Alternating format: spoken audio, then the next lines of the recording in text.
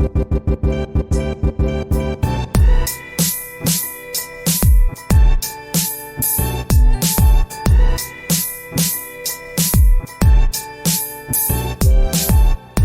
live. Welcome to your Everyday Rich podcast. Oh my god. Hey, yo. What's up? We're your hosts. I'm Jen. I'm Jason. Thanks for joining. Appreciate the support. Hopefully you've been with us for a while now. I don't even know what episode this will be, but as you know, we batch record as most podcasters do. And this one is really something that is kind of relevant to as of today's recording date, sometime in middle August of 2023. It revolves around this whole interest rate thing. And we're getting, we've heard these conversations and topics about paying off your mortgage versus investing. Because sometimes, depending on your situation, your income, your debt levels, where you are in your life, you might not be able to do both. And if you can, it's great. You know the obvious answer, right? Do both if you can. But if you had to pick one, what would you do? Yep. Right. So yeah, like, what would you do here? Because like I guess we have to reframe ourselves. Like, what's the context here? Like interest rate, the Canada Bank Prime is 7.2% as of today. Crazy. Okay, middle of August. Yeah. Right.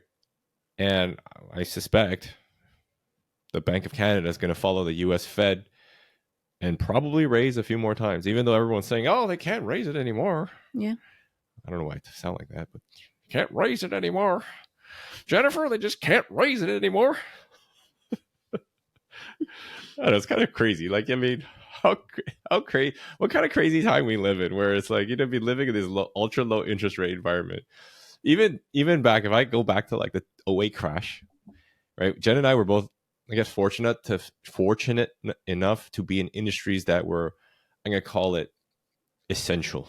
Remember that word's essential that started popping up? Essential, but my company was still impacted by the 2008 recession. We laid off a third of our company. Yes. So we were still impacted. But your industries kept chugging along, right? Yeah, we kept chugging. It definitely, the recession did impact oil and gas. But when you looked at the interest rates, like the interest rates never really, even after the market rebounded, it never went up past like 4% or 3.5%. And that was different back then because us, we're turning 40 this year. And for us, like at that time, we were both still living at home. I didn't have a mortgage. I mean, yes, I had a credit card, but I was lucky enough to be able to, pay off my credit card. So I didn't have a lot of debt that was associated with that interest rate environment. Yep. So in a way, I was shielded from it. Other than like seeing people like laid off at work, right? I was, in general, I think we were both kind of shielded from it. Oh, for sure. Yeah, completely sheltered from it. Because when you really don't have a mortgage to pay off, a car loan, yeah, really your expenses are all discretionary. Yep. Like they're all discretionary. I had a car loan, but I actually borrowed from my dad. Zero Interest. He gave you 0% interest. He gave me 0% interest. I borrowed from my dad. Yeah, the Bank of Dad. Yep, that's right. How the hell do I get some of that? Anyways, yeah, well, you know what? Yeah, we're fortunate enough to be able to borrow money from our parents for like these kind of things. Like my first car was like a $6,000 loan from my mom, right? Which, you end up paying it back in one way or some fashion. But like, if it was today, if in today's environment, whereas, we have obviously, what we called it, like, what's the opposite of, they're non-discretionary. Is that a word? Yeah. Non-discretionary. Non-discretionary. Yeah. Right.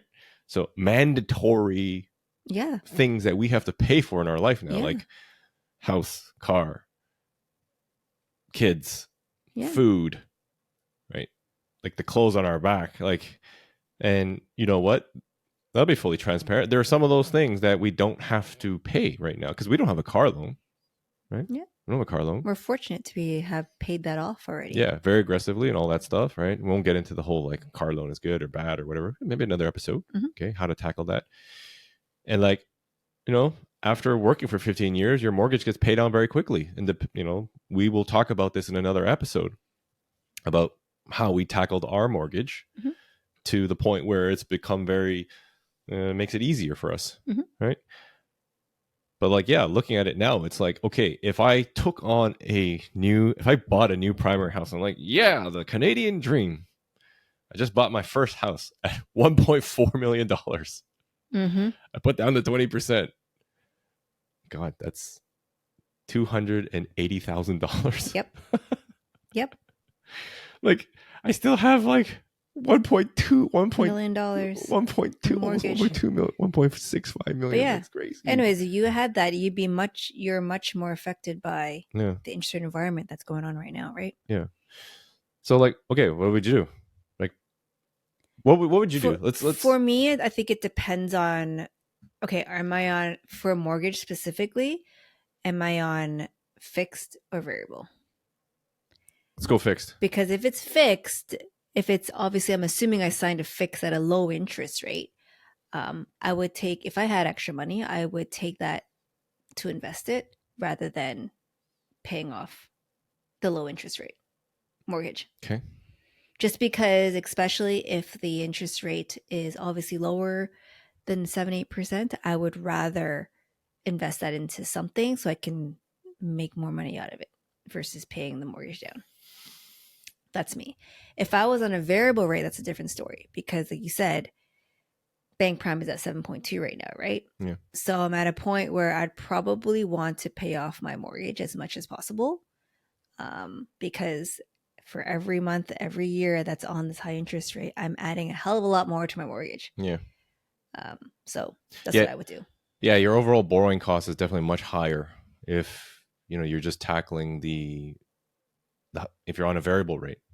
And Yeah. overall, if you're not making those extra contributions, you ultimately end up paying more money down the road over 30 years or whatever your loan term is, right? And there's one more scenario too. If you're almost at the end of your mortgage right now, Mm-hmm. like say if you had like 2 or 3 years left in that mortgage, there's another side of this is like, do you pay as much as you can before your next mortgage renewal?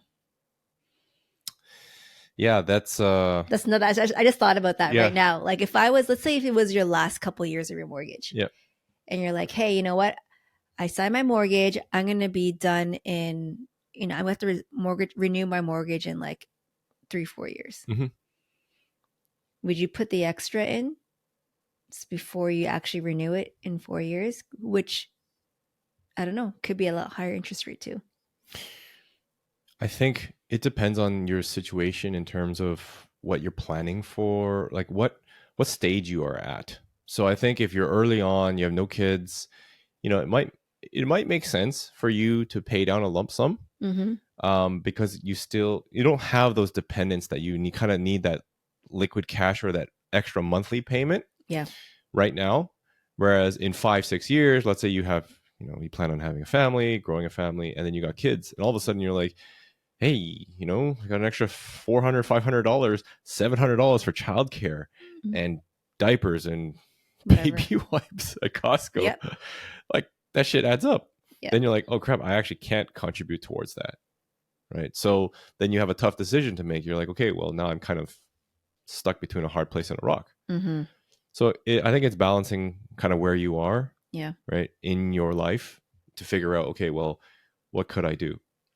And on the flip side, there's always this argument of don't pay down your mortgage, because you pay down your mortgage, you're losing that opportunity cost, like you were mentioning, to put into some other investments. Yep.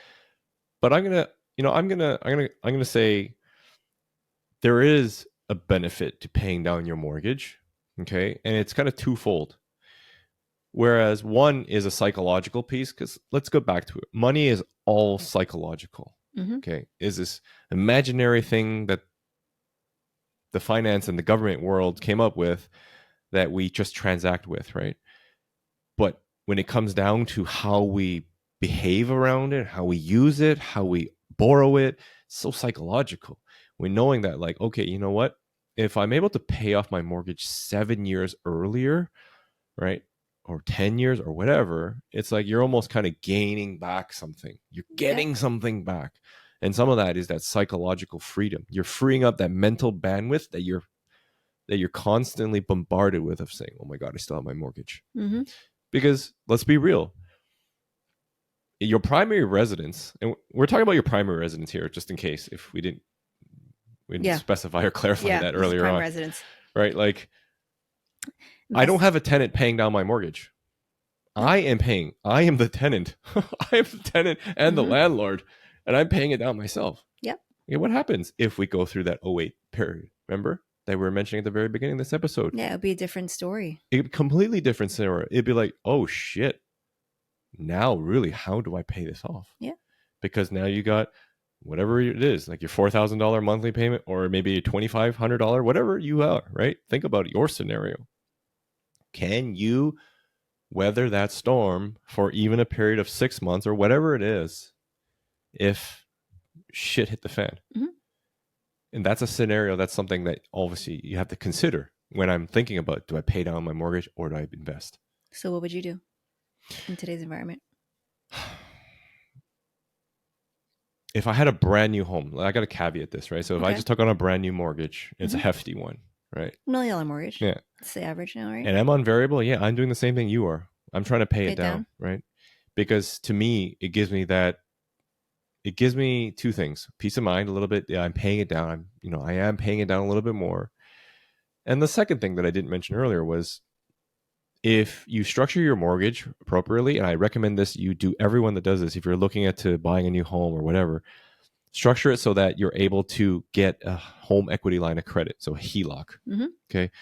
Scotia calls it a step plan. RBC calls it something else, whatever. Like, Mm-hmm. you're able to utilize the equity you have. So every time you pay down your mortgage, it unlocks some of the equity and you're able to borrow against your home. Yep. All right. So go back a few episodes that we're talking about this whole good debt, bad debt, borrowing, leverage, using leverage. Not debt, leverage. But that's how I see it. I see it as, okay, I'm freeing up my bandwidth, knowing that, okay, you know what, I am paying it off slowly, but I'm getting more potentially time back after it. I'm also unlocking this equity that if I really need to borrow against, I could borrow. Mm-hmm. So that's what I would do.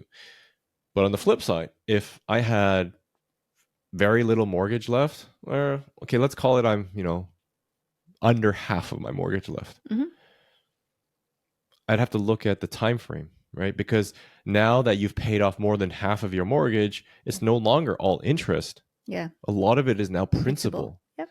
And that principal payment, you're not actually paying it down faster now, right? So the more you contribute to your principal, it actually doesn't really speed up the whole process. So, if I'm in that scenario, I'd probably be like, probably not going to dump it all in there, right? I would take it and put into do your standard mortgage payments, yeah, and then put the remainder money that you have, if you have any, into investments. Yeah. And that's just how I would look at it, right? In your scenario, it might be different. And you know what? You might have that opportunity to be able to do both. But if you pick one, there's different ways to look at it. So I think the key thing is to understand where you are, right? Yeah. Right. Well, in a high interest rate environment, a lot of people probably don't have the opportunity to pay off the mortgage and then have additional money to even have this opportunity to think about whether should I pay off my mortgage or put in an investment. At this point, when you're at a high interest rate, you're just trying to make your mortgage payment. Yeah, man. Yeah, because you hear these crazy stories about, and we've seen it ourselves too with one of our rental properties, right? Mortgage payments doubling. Yeah.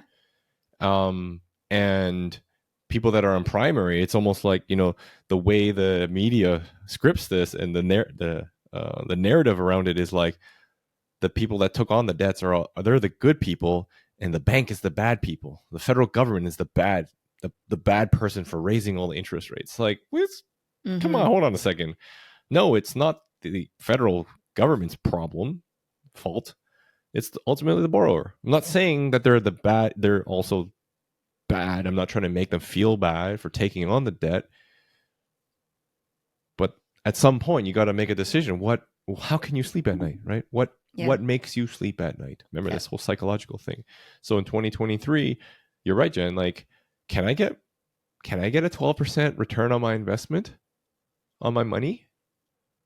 Oh, I can get 6.5, maybe 7 locked in guaranteed GIC. Yep. That's one way. I could do that. Mm-hmm. But another guaranteed way is I get guaranteed return by paying down my mortgage. Yep. And some people may say, you're an absolute idiot, right? Because you're taking away opportunity to put that somewhere, like Nvidia or Facebook or Amazon, right? Mm-hmm. Or Google or whatever, anything, or some stock that you think that you could predict A return. a return that would go 300% in 6 months. Another story, another podcast episode. But it's one of those, what's your style, right? What makes you sleep at night? Ultimately, what's your goal, your end game here? Yep. But to go back in the topic, 2023, I don't know if I probably would try to pay down my mortgage faster. And maybe we just give context here. Like when we got our house 12 years ago, right? We had a big down payment. Yep. Because we saved a lot, like I was mentioning. We didn't have a lot of, it was all discretionary money. So we saved a lot of it. Yeah. Well, we also lived at home for 6 years before we moved out. Yeah. So it helped a lot by paying down, having a smaller mortgage, right? Because it kept us within a very comfortable, I'm going to call it comfortable. I hate that word, but a realistic payment plan for ourselves, knowing that, hey, we can pay X amount and still have X amount to invest and also enjoy our life, right? And plan it knowing that, okay, in 5 years, probably going to start a family. Yeah. I can afford these payments and still be able to like afford the next things that come along. Yep. And this was this was assuming us that our income never increased for the rest of our lives. Mm-hmm. Right. So obviously income increases, you find ways to make more money, all that stuff. Well, and we did a whole bunch of lump sums in the beginning. Yeah. Right. Which helped a lot. It helped a lot because it killed our mortgage, like the amount by half the time. Because it all goes towards like, your interest, right? So yeah. And was it a good idea? Hey, that's listen, arguable. That's arguable, right? For us, it made sense. Ultimately, it allowed us to free up build our HELOC and unlock that potential to use banks' money to buy investment properties that pay for themselves. So it's an infinite return, in my opinion, right? But other people may say, no, with a low interest rate environment. Yeah, right? Low interest rate environment. Why would you pay it off? You just go put anything in investment, and over 10 years, it would. Yeah, it Maybe. would. Yeah. Right. But like I said, if you had the opportunity to do both, and we did, you could achieve both. But if you had to pick one or the other, ultimately, you kind of have to look at your scenario. So in 2023, that's what we would do. Maybe not something you would do, but maybe something you would want to consider. So ultimately, just kind of take it with a grain of salt, I guess. Mm-hmm. You got to look at your scenario. It doesn't hurt to ask other people, and get their opinion, right? Because it doesn't hurt to get people's perspectives. Remember, our perspective is just one way to look at it. Yeah. Right. So,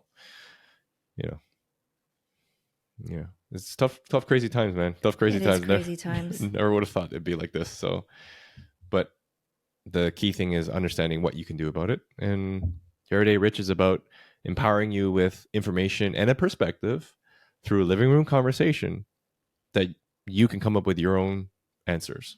Mm-hmm. So if you like this conversation and you want to talk about it more with us, let us know. Yeah. We're open. We love having living room conversations with everybody. So what would you do in 2023? Yeah. And you know what? Hopefully we can hook you up with someone that might know a little bit more about mortgages or something, right? Shout out to Empire Mortgage Group and Kevin Wynn. Shout out episode. What was the episode? I don't remember. I don't know, something in the beginning, but less than 10. Yeah. Right. Anywho, well, that's it for today. Yeah, nice and short and sweet. So, help support, like us, share it, so that these living room conversations get out to more people, and yeah, we can make a difference in your everyday rich lives. So appreciate it. All right, see you later. See ya. Peace. Your Everyday Rich podcast is presented solely for general informational, educational, and entertainment purposes. Any such information or other material should not be construed as legal, tax, investment, financial, or other advice. It is not intended as a substitute for the advice of a qualified professional.